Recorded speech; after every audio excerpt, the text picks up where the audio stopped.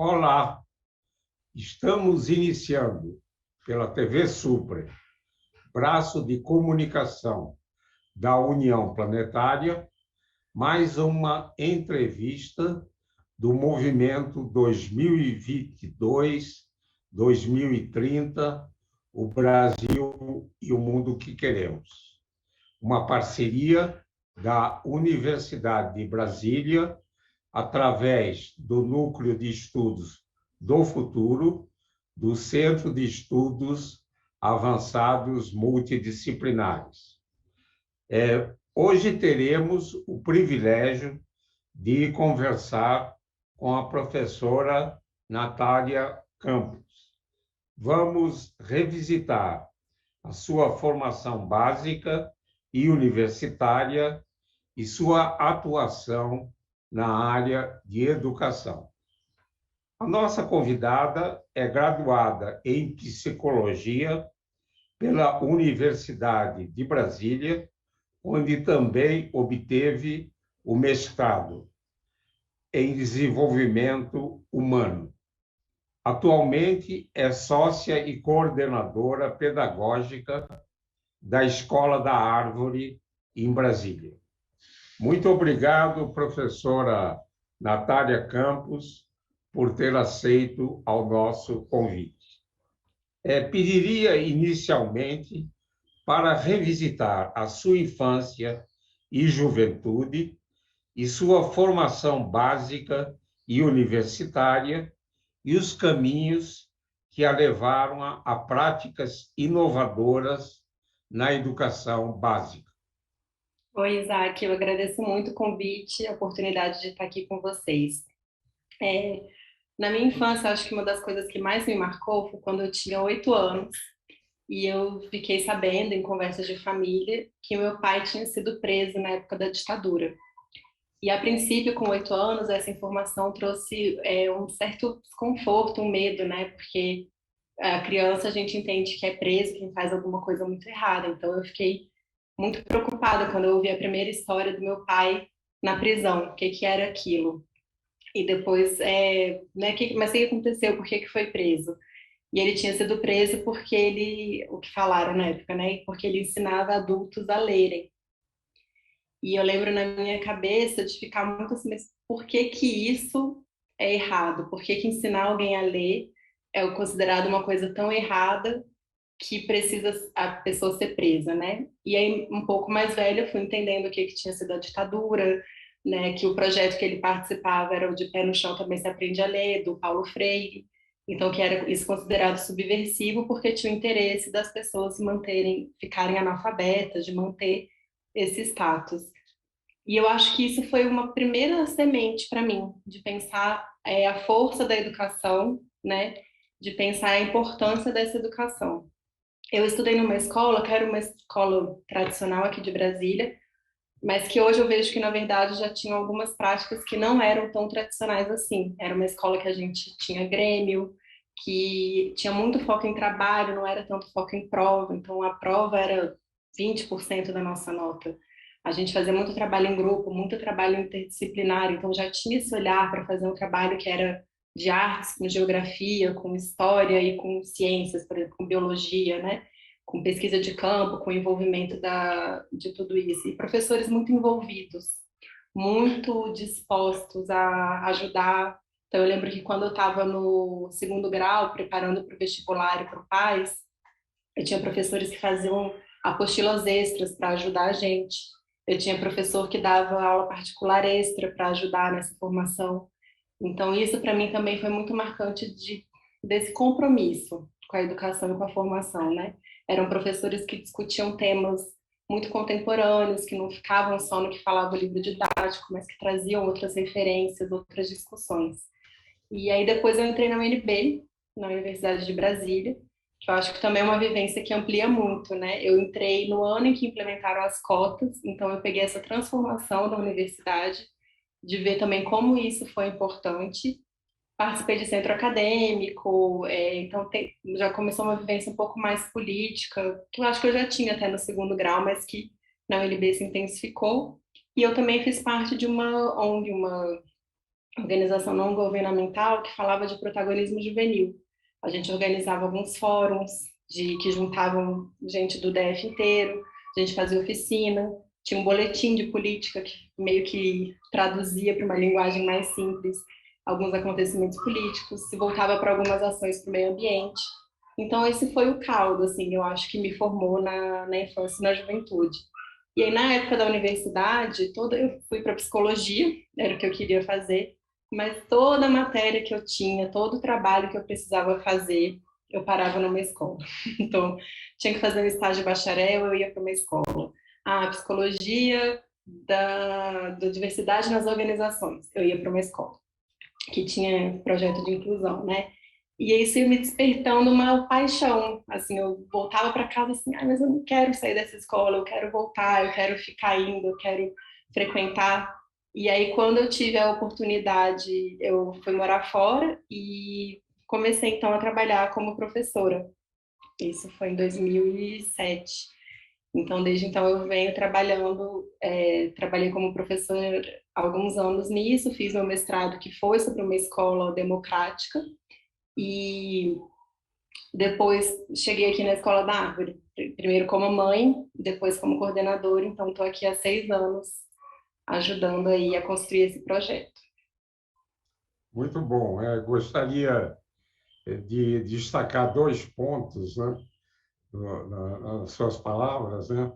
Uma é aquela lembrança não tão agradável, né, de ter um pai preso pela ditadura, um pai que nós todos admiramos muito, o Uhum. professor doutor Geniberto Paiva Campos, que participou nas iniciativas de Paulo Freire, nas experiências de alfabetização em Angicos, no Rio Grande do Norte, e que até hoje é, atua não só como cardiologista, mas principalmente como humanista.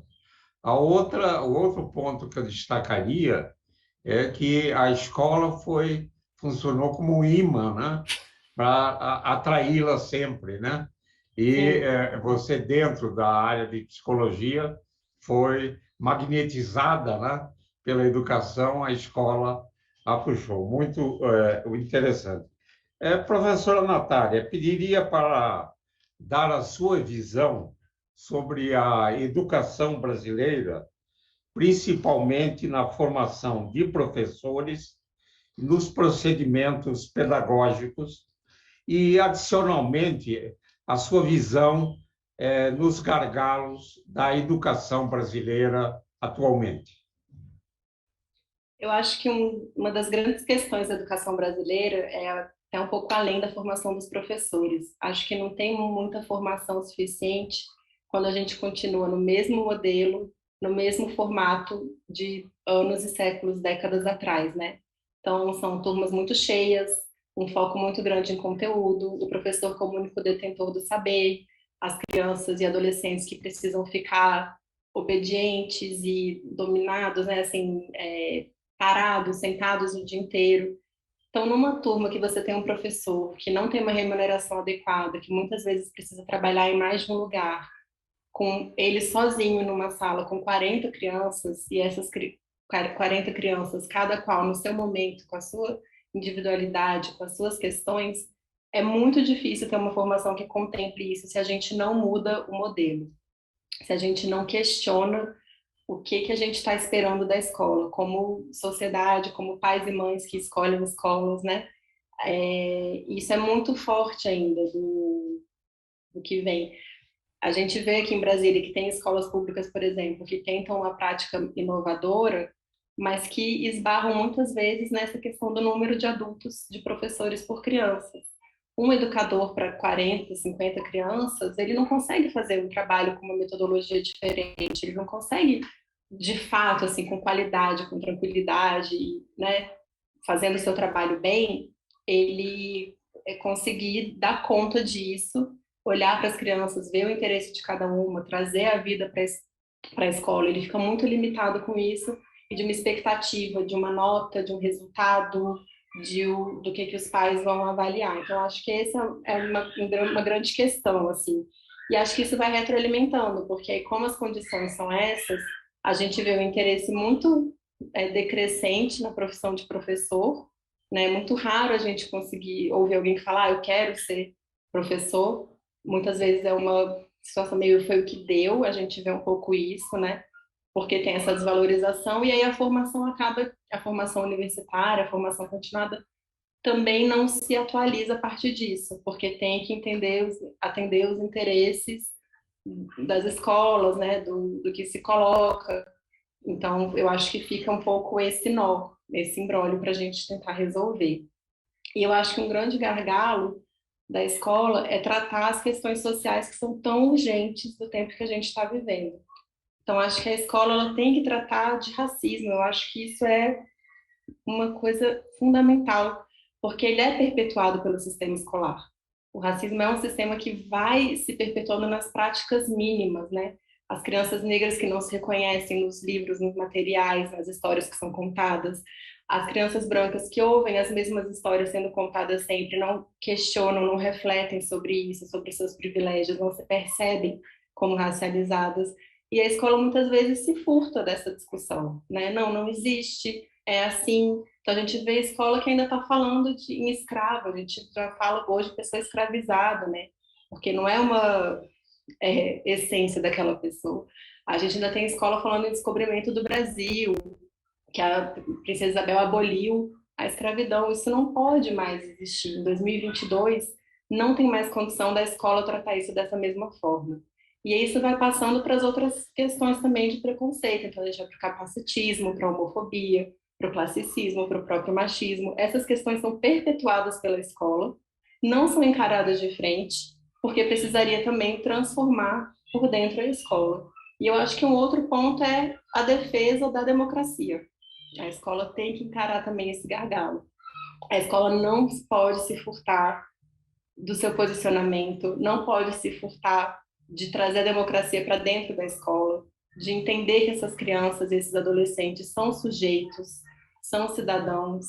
É muito mais fácil para a escola ter um adolescente, uma criança que só obedece, que não questiona, mas o que isso faz com esse adolescente depois? Como que uma pessoa que só teve uma vivência escolar opressora, que só podia obedecer, que não podia questionar, como que depois essa pessoa vira um cidadão que vai agir, que vai ter consciência? Então, acho que esse é um grande gargalo da nossa educação, é ela encarar com sinceridade, sabendo suas limitações e buscando transponir elas, esses desafios tão urgentes dos nossos tempos.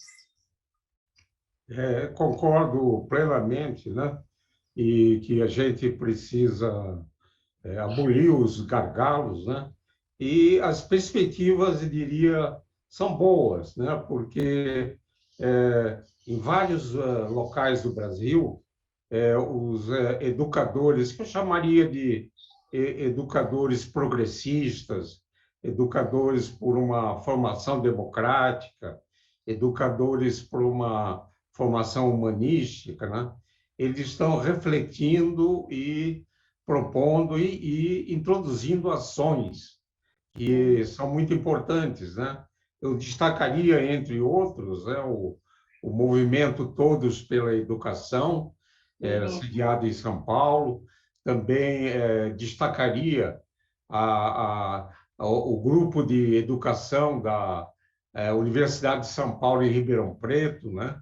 O grupo que trabalha na cátedra Alfredo Bossi, do Instituto de Estudos Avançados da Universidade de São Paulo, né? Que tem induzindo reflexões dentro desse panorama que você fala, Natália, e com a introdução, talvez ainda este ano, de uma formação de professores, né? Por uma licenciatura interdisciplinar em ciências. O grupo da Unipros, enfim, essa junção, né, de forças em diferentes locais do Brasil nos dá a esperança de que a gente possa realizar as transformações que a educação brasileira merece. Professora Natália, atualmente é coordenadora pedagógica da Escola da Árvore, que desenvolve um projeto inovador para o ensino infantil e fundamental.